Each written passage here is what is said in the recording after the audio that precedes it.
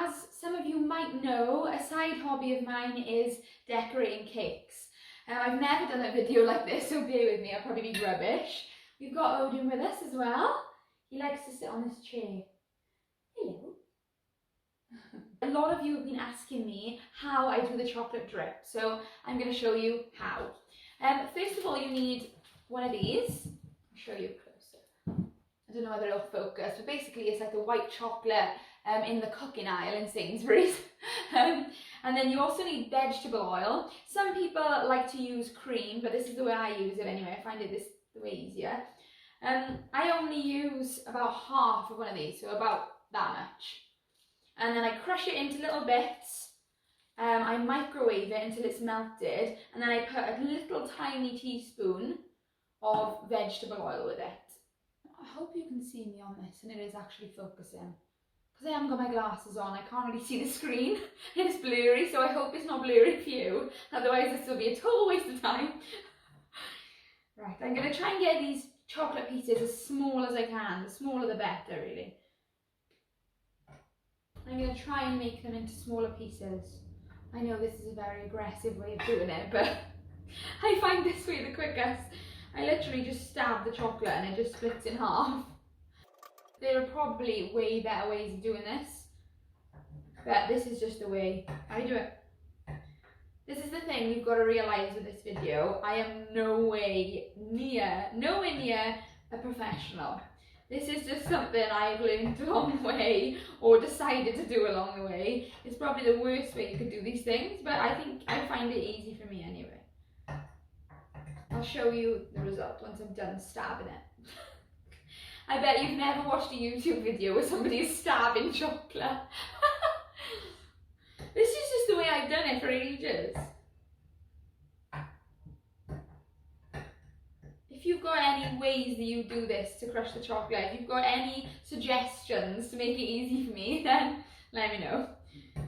Right, I'll show you the result of this now. Can you see that? You can tell I've never done this before, can't you? So I'm going to put this in the microwave now for about a minute, and then I'm going to give it a stir and see if it needs any more. In the meantime, I'd like to do you a dance. No, I'm joking. So we'll just wait. So once that is melted, I'm going to... Can you get down? Get down. So it's come out of the microwave like that. It's still got a few lumps in it. So I'm just going to stir it, because when you stir it, the lumps just go away.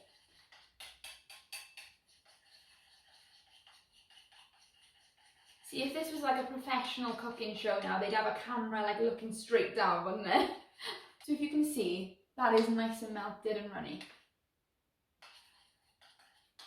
You want it runny. The runnier at first, the better really, because if it's thick and gloopy, it's not going to run down the cake nicely. Yeah, so that's quite runny. So I'm going to add 1 teaspoon of vegetable oil. Only a teaspoon though, because otherwise it can go way too runny.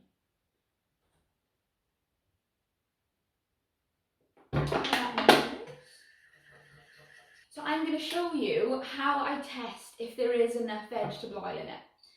Basically, I get a cup or a glass upside down and I practice the drip on there.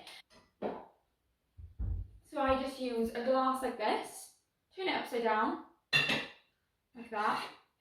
So that's kind of sort of mimicking the top of a cake.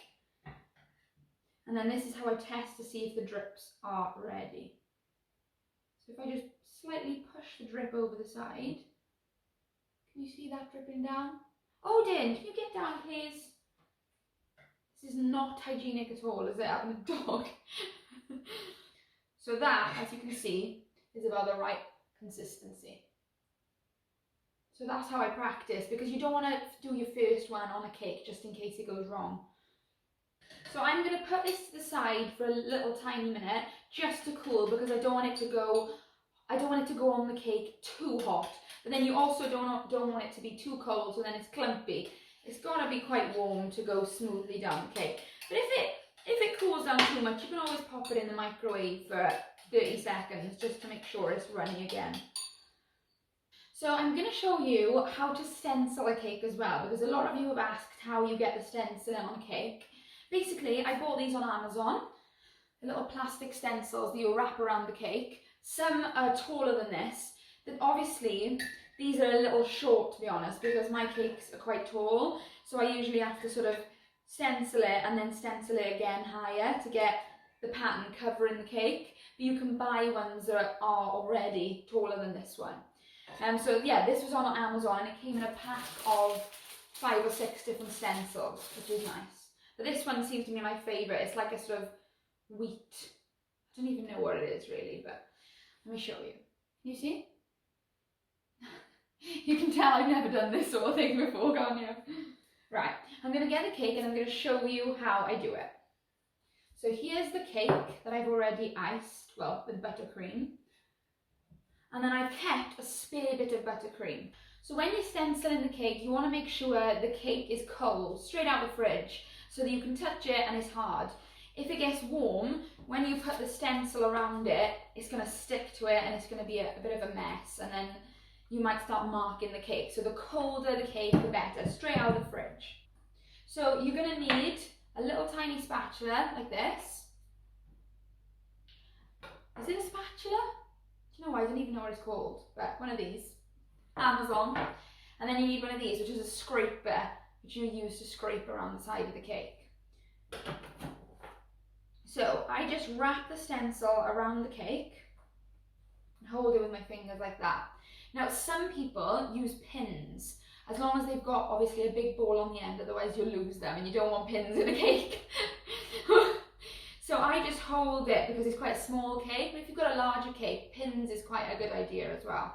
I have done that before. So using the spatula, I get a bit of buttercream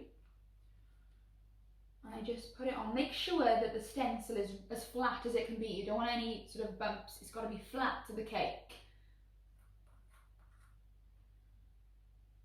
So just spread the icing all over.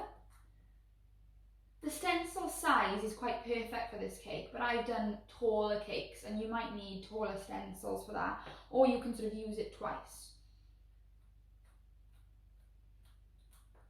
So I'm just getting that buttercream all over. And once you've stuck some of it, then you can leave go because it's going to stick anyway.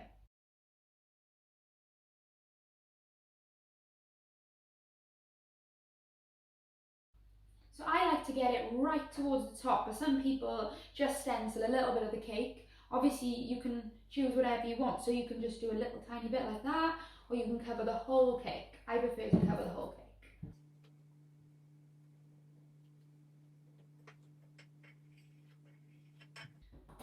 You get the scraper, and now you sort of scrape it around.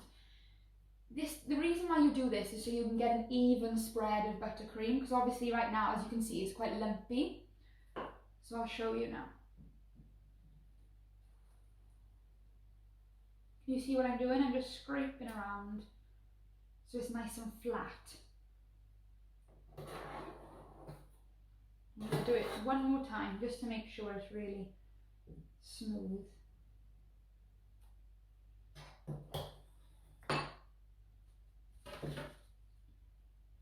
And then you just simply, carefully pull the stencil away.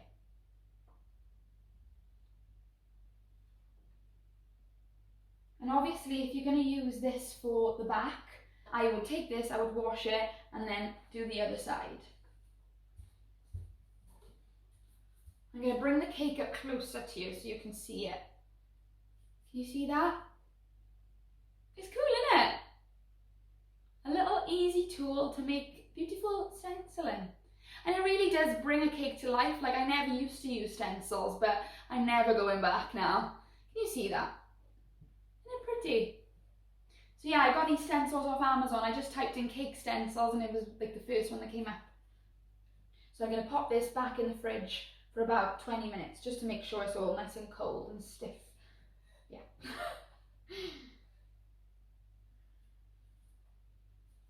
So I just stirred the white chocolate drip, and it's now the perfect consistency because it's not too runny. When it's hot, it's a bit too runny. I'll show you the evidence. You know that little bit I practiced? Well, it's basically run off the bottom. So that shows me that it was way too runny and it was way too warm. I just practiced it again, and that's how it's set.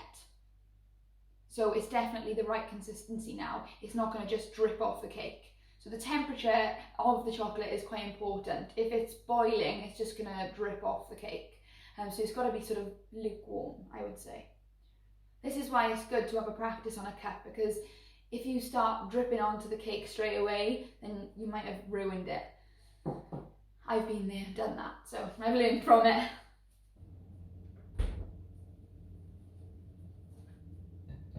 So with the chocolate dripping, some people, I've seen this done, they just like to pour it onto the cake like so and then push it around and then it drip over. I'm too much of a perfectionist for that. I like the drips to be perfectly evenly spread. And so this is why I do it like this. I take a tiny little teaspoon, I drop some on the top edge of the cake, and I push the drip over like so. So I can control where that drip will go.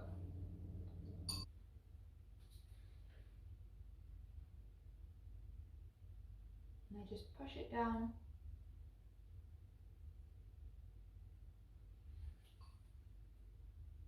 Can you see that? Yeah, it's nice. Obviously I'm doing it from behind, so I can't really see where the drip is going, but if I was looking at this now, I would make sure the drips were falling evenly. Some people prefer it to be a little bit more random. It's totally up to you, obviously. So I just push it gently over the side. Now, the longer you want the drips, the more you're going to push it over. So I'm going to show you now, for example. If I really wanted a really long drip, I would push and push and push, like so. And that's going to go right down to the bottom. It might even touch the cake board, because I was quite aggressive with that then.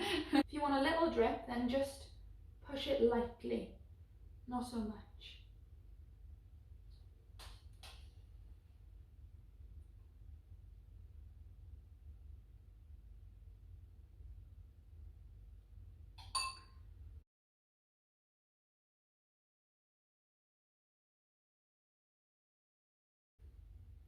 So once I've done all of the drips, I then fill in the gap at the top. So let me just tilt the cake slightly. So you can see there's a gap in the middle. So for this bit, I would literally just pour it on and spread it round. So pour all the chocolate on the top, and then I'll spread it so that it joins with the bits that I've already done.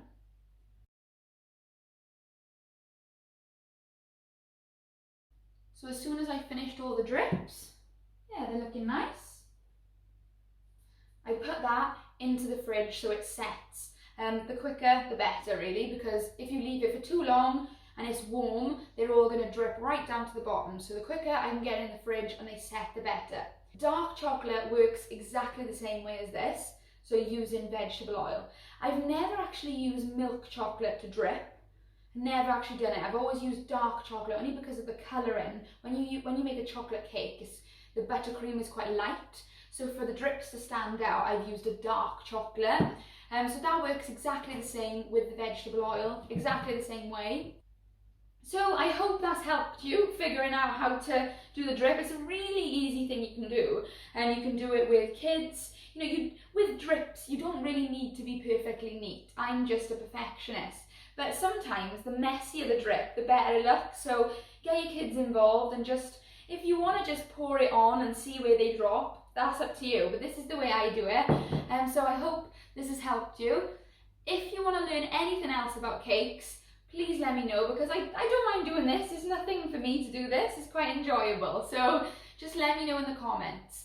Now, obviously, most of you know me as a singer, so it wouldn't be a Tasha video without a song. So I'm going to put this in the fridge and I'll sing you a song. Look at this stuff, isn't it neat? Wouldn't you think my collection's complete? Wouldn't you think I'm the girl who has everything? Look at this trove, treasures untold. How many wonders can one cavern hold? Looking around here you think, sure, she's got everything. I've got gadgets and gizmos aplenty. I've got who's-its and what's-its galore. You want thingamabobs? I got 20. But who cares? No big deal. I want more. I wanna be where the people are. I wanna see them dancing, walking around on those, what do you call them? Feet.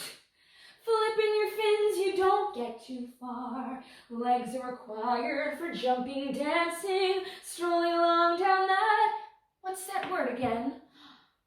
Street. Up where they walk, up where they run, up where they stay all day in the sun. Wandering free, wish I could be part of that world. What would I give if I could live out of these waters? What would I pay to spend a day warm on the sand? I bet you on land they understand that they don't reprimand their daughters, bright young women, sick of swimming, ready to stand and ready to know what the people know, and ask them my questions and get some answers. What's a fire and what is it? What's the word? Burn. When's it my turn? Wouldn't I love to explore the shore above, out of the sea? I wish I could be part of that world. So if there's anything cake related or anything you want to know, singing related, just leave a question underneath in the comments and hopefully I'll be doing some more videos. See you soon.